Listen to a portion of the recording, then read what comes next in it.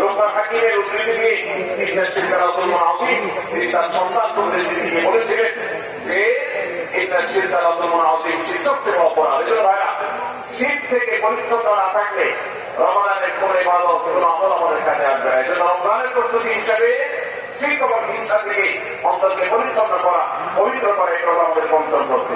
Number 6, বিগত রমজান যেগুলো আমাদের জীবনে এসেছে সেই সমস্ত রমাদানে কেন আমার আমলে মদত হয়নি? রমজান আসার আগে নিয়োগ করছি কোরআনটা খতম দেব, কিন্তু দিতে পারি নাই। রমজান আসার আগে নিয়োগ করেছিলাম এই বছর একটা তারাবিও মিস করবো না, কিন্তু অনেকগুলো মিস হয়ে গেছে। রমজান আসার আগে নিয়োগ করেছিলাম এই বছর রমজান থেকে ধূমপান করা ছেড়ে দেব, কিন্তু অনেকে থাকতে পারেন নাই। রমজান আসার আগে নিয়োগ ছিল এই বছর রমজানে একটা খারাপ দৃশ্য মোবাইলে টিভিতে দেখবো না, কিন্তু সেই প্রতিশ্রুতি রাখতে পারি নাই। কেন পারি না? বিগত রমজানের সমস্ত আমল নামা নিয়ে বসতে হবে এখন থেকে, সাবান থেকে, আজকে থেকেই, যে আমার গত রমজানে আমলে বাদলের ক্ষেত্রে প্রতিবন্ধকতা বাধাগুলো কি কি ছিল একটা একটা করে সম্ভব হলে লিখে ফেলবেন। নাম্বার 1, আমি তারাবিটা নিয়মিত করতে পারি না, কারণ অমুক অমুক বন্ধুর সাথে আড্ডায় যেতে হয়েছে, তাহলে এটা আমার একটা বাধা। আমি হারাম জিনিস থেকে বেঁচে থাকবো, কিন্তু পারি নাই কেন? কারণ ফেসবুকে ঢুকছে একটা কাজে, সেখান থেকে আমার আরো 5-6 কাজ করা লাগছে, তাই এটা আরেকটা কারণ ফেসবুক। এইভাবে একটা একটা করে আপনি কারণ লেখেন, লেখার পর আসন্ন রমজানকে অর্থবহ এবং সার্থক করবার স্বার্থে এবং প্রয়োজনে সেই চিহ্নিত কারণগুলো একটা একটা ধরে হিম্মত করে সৎসাহস করে আল্লাহকে সন্তুষ্ট করবার আশায় করে ফেলে দিতে হবে নিজের জীবন থেকে। এই সংকল্প এবং এই কাজটা যদি আপনি করতে পারেন, তাহলে ইনশাআল্লাহ আপনি দেখবেন আপনার এই রমজান আপনার জীবনের শ্রেষ্ঠ রমজান হয়েছে। তাই আমার আজকাল চাপ দেখার আমলটা বিলুপ্ত হয়ে গেছে, অনেকটাই হারিয়ে যাচ্ছে। চাপ দেখা কমিটি ছাড়া সাধারণ মানুষ চাপ দেখতে আমরা ভুলে গেছি। আমরা চাপ দেখি, কিন্তু ফেসবুকে, আকাশে না। চাপ কি ফেসবুকে দেখবেন না আকাশে দেখবেন?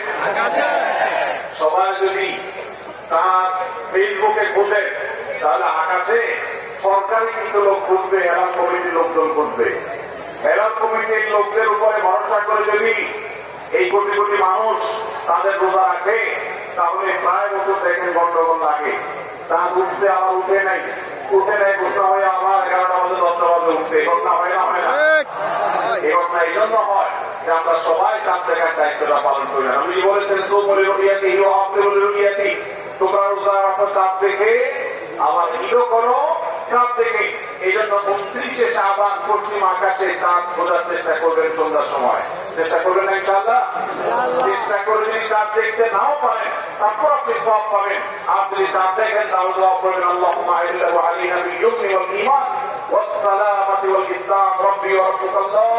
হে আল্লাহ, এই চাঁদকে আপনি বরকত এবং ঈমান দিয়ে আমার জন্য পরিপূর্ণ করে দিন। এই মাস আমার জন্য নিরাপদ এবং ইসলাম দিয়ে পরিপূর্ণ করে দিন। এই চাঁদ তোমার আমার পালন করতে একজন আল্লাহ। অতএব এই চাঁদ দেখার চেষ্টা করবো। এটাও রমজানের প্রিপারেশন, রমজানের প্রস্তুতির অংশ।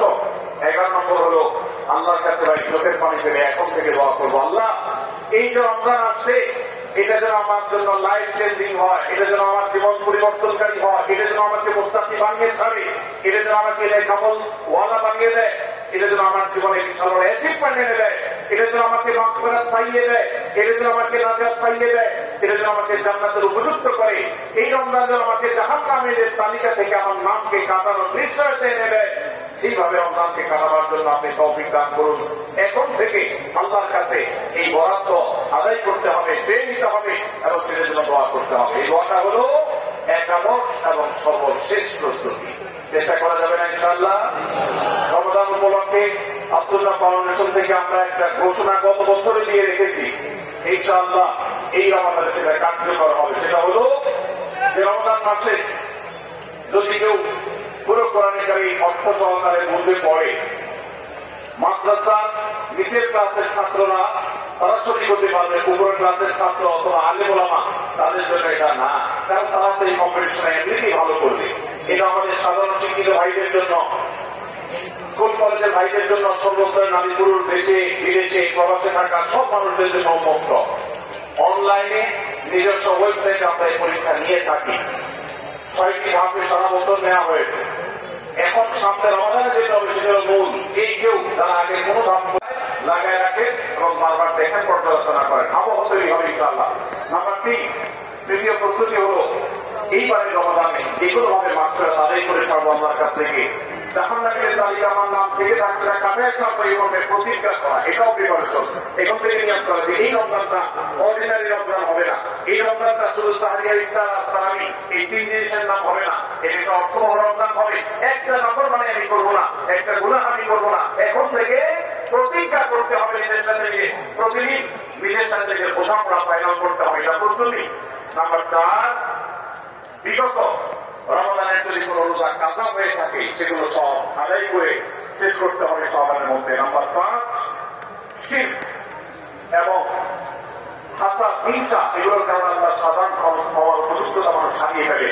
সেগুলো থেকে মুক্ত থাকা প্রতিজ্ঞা করে মুক্ত থাকার জন্য চেষ্টা করতে হবে এখন থেকে। যে শিরক থেকে থাকলে জীবনে কখনো সে শিরক থেকে মুক্ত হওয়া, অন্তরের প্রতি হাসাদ থাকলে সেটাকে দূর করা, তার কল্যাণকামী হওয়া, এগুলোর মধ্য দিয়ে রমজানের সাধারণ ক্ষম হবে তার জন্য উপযুক্ততা তৈরি করা, এটাও রমজানের প্রস্তুতির অংশ।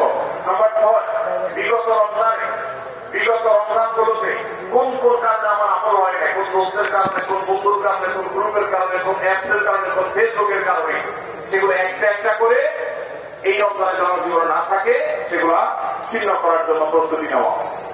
নাম্বার 7, রমজানের মাত্র মাসাইলগুলো জানা, এটাও রমজানের প্রস্তুতির অংশ। এখন থেকে সেটা করা।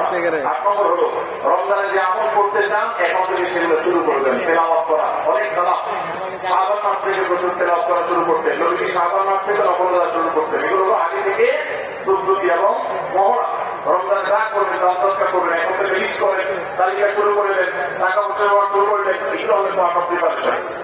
9 নম্বর হলো রমজান কিভাবে কাটাতে চান তার একটা রুটিন করে ফেলেন। দিন রাত 24 ঘন্টার রুটিন। বাচ্চাদের ফ্যামিলি অনেক ধরনের আমল আছে রমজানকে কেন্দ্র করে, যেগুলো হারিয়ে গেছে আমাদের সমাজ থেকে।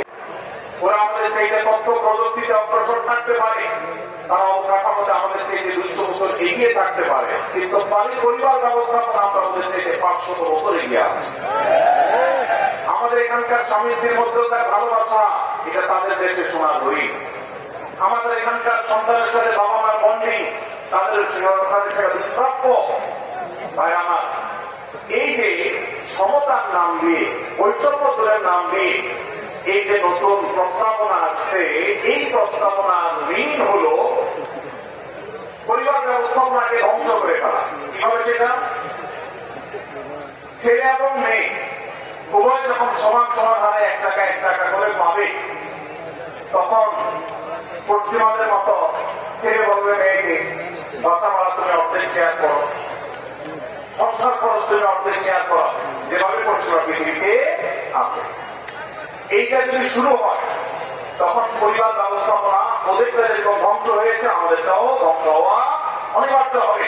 দুজনকে ঘরে লাগিয়ে হতে হবে। এটা হল স্বামী স্ত্রীর মধ্যকার রেশারেশি শুরু হওয়ার একটা সূচনা, একটা সূত্রপাত। যে তোমার কাছে 2 টাকা আছে, আমার কাছে 2 টাকা আছে, তাহলে সংসার খরচ আমি দিলে তুমি কেন দিবে না, তোমাকেও দিতে হবে। এখন আল্লাহ রাব্বুল আলামিনকে সুন্নাতুল্লাহি ফিল আরদ, পৃথিবীতে আল্লাহ যে নিয়ম রেখেছেন, পুরুষরা বাহিরের দিকটা সামলায়, মেয়েরা ভিতরের দিকটা সামলায়। পুরুষরা বাহিরের জগৎটাকে দেখে, মেয়েরা ভিতরের জগৎটাকে দেখে। এই যে বন্ধন, এই বন্ধনের মধ্য দিয়ে যে পরিবার ব্যবস্থাপনা মানব সভ্যতার শুরু থেকে আজ পর্যন্ত আসছে, এটা ভিন্ন পথ এক্সপেরিমেন্ট করে চালিয়ে, পরীক্ষা চালিয়ে পশ্চিমরা ফেইলিওর হয়ে গেছে, ব্যর্থ হয়ে গেছে। এখন আমাদের সমাজকে ব্যর্থ করার অপচেষ্টা এদেশে তাদের কিন্তু দূষণরা করছে এবং তারা এখানে লিপ্ত আছে। বিধায় আমাদেরকে চোখ কান খোলা রাখতে হবে। কোরআনে কারিমের আইন, কোরআনে কারিমের বিধান এমনিতেই তো নাই, যে 2-1টা সমাজের খাদে ভাজে আছে, এগুলাকে ধুয়ে পরিষ্কার করার যে শয়তানি ষড়যন্ত্র মীমাংসা, এটা ইনশাআল্লাহ এদেশের মানুষ বাস্তবায়ন করতে দিবে না। এদেশের মানুষ দিনকে যতটা ভালোবাসে, ফু মেরে, তড়ি মেরে, সংস্কারের নামে আল্লাহ দেওয়া সেই বিধান, এটাকে উড়িয়ে দেওয়া হবে আর সাধারণ মানুষ চুপচাপ বসে থাকবে। এটা বোকার স্বর্গে বসবাস করা তার কিছুই নয়। এমনিতেই কোরআনের কোন আইন কোন বিধান আল্লাহ আদেশ বা নিষেধ মুসলিম অধ্যুষিত দেশ হিসাবে ধর্মপ্রাণ মানুষের দেশ হিসাবে সেটা আমাদের আইনের সংবিধানে এমনিতেই স্থান পাচ্ছে না। যেগুলো আছে দু একটা সেগুলো মুছে পরিষ্কার করা দিয়ে ষড়যন্ত্র এদেশের প্রত্যেকটা মুসলমান করবে ইনশাআল্লাহ। এই জন্য আমাদেরকে চোখ খোলা রাখতে হবে, আমাদেরকে সতর্ক থাকতে হবে। তবে সেই সাথে আমাদের এও মাথায় রাখতে হবে মা বাবার সম্পদে বলতে অধিকার, এটাকে আমরা অনেক পুরুষরা